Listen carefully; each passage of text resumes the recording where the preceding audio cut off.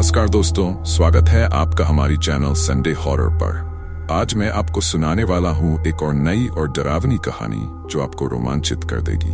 तो आराम से बैठ जाइए, अपनी सांसें थाम लीजिए, क्योंकि ये कहानी आपके दिल की धड़कनें बढ़ाने वाली है।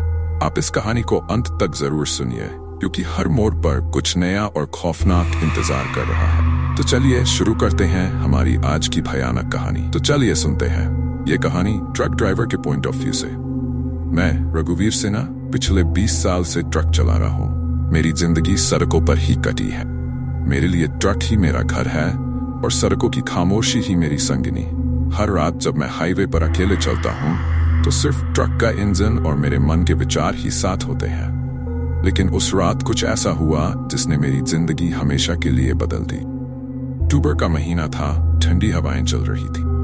मैं उत्तर प्रदेश के छोटे से कस्बे से एक माल लादकर राजस्थान के एक गांव जा रहा था। आमतौर पर यह रास्ता शांत रहता है, लेकिन उस रात आसमान में बादल घिराए थे। आसमान में बिजली कड़क रही थी और मुझे एहसास हो गया था कि बारिश कभी भी शुरू हो सकती। रात के करीब 11 बजे मैं एक सुनसान हाईवे पर था। चारों तरफ घना अंधेरा था और सड़क के दोनों तरफ बड़े बड़े पेड़ लगे थे जो अजीब सी परछाया बना रहे थे। मैंने रेडियो चालू किया ताकि कुछ मनोरंजन हो, लेकिन रेडियो में भी कोई सिग्नल नहीं आ रहा था। मैंने एक सिगरेट जलाई और खिड़की से बाहर झांकने लगा।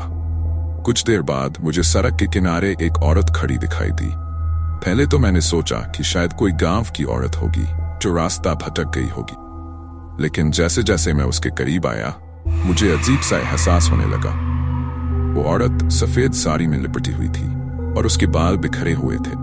उसकी आंखें खाली और बेहद डरावनी थी।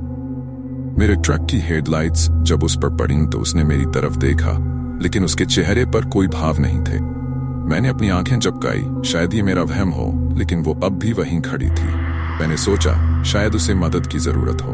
ट्रक धीमा किया और उसके पास जाकर रुक गया। मैंने खिड़की से सिर बाहर निकाला और पूछा, क्या हुआ, कहाँ जाना है? वो औरत कुछ नहीं बोली। उसकी आंखें अब भी मुझ पर ही टिकी हुई थी और फिर उसने धीरे से ट्रक के दरवाजे की ओर इशारा की। मेरे मन में अजीब सी बेचैनी होने लगी, लेकिन मुझे लगा कि शायद वो डरी हुई है। मैंने दरवाजा खोला और उसे अंदर बैठने का इशारा किया। वो चुपचाप ट्रक के अंदर बैठ गई। उसकी चुप्पी और अजीब सी हरकतें मुझे और ज्यादा घबराने लगी। मैंने उससे फिर पूछा, कहाँ जाना है? उसने कोई जवाब नहीं दिया, बस आगे की ओर देखने लगी। मैंने ट्रक चालू किया और सोचा कि किसी गांव के पास उसे उतार दूंगा। रास्ता काफी सुनसान था, दूर दूर तक कोई आबादी नहीं दिख रही थी। ट्रक चलाते चलाते आधा घंटा बीत गया, लेकिन वो औरत एक शब्द भी नहीं बोली। उसकी चुप्पी अब मेरे सिर पर भारी पड़ने लगी थी।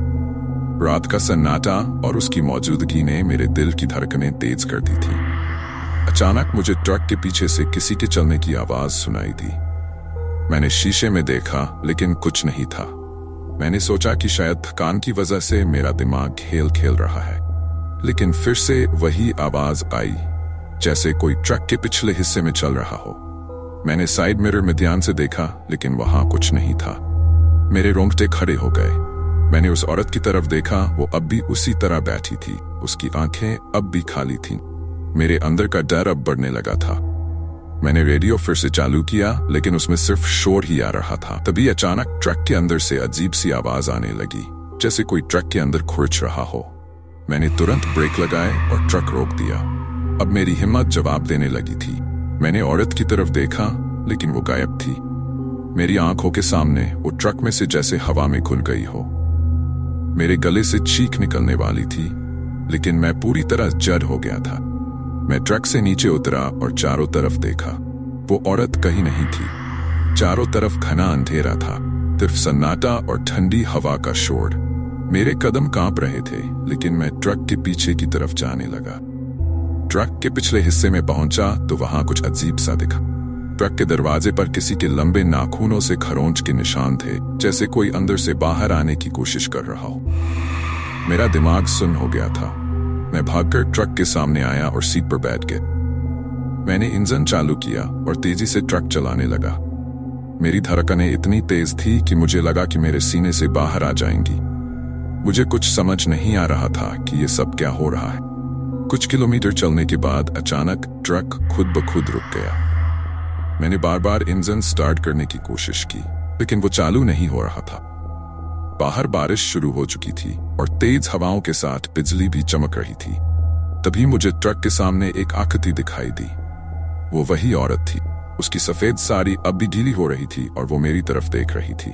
मैंने दरवाजा खोलकर भागने की कोशिश की, लेकिन मेरे पैर जमीन से जैसे चिपक गए थे। मेरी सांसें रुकने लगी थी और वो औरत धीरे धीरे मेरी तरफ बढ़ने लगी। उसकी आंखों में अब भी वही खालीपन था, लेकिन अब उसका चेहरा विकृत हो चुका था। उसकी आंखों से खून बह रहा था और उसके होंठ किसी भयानक चीख के लिए खुल रहे थे।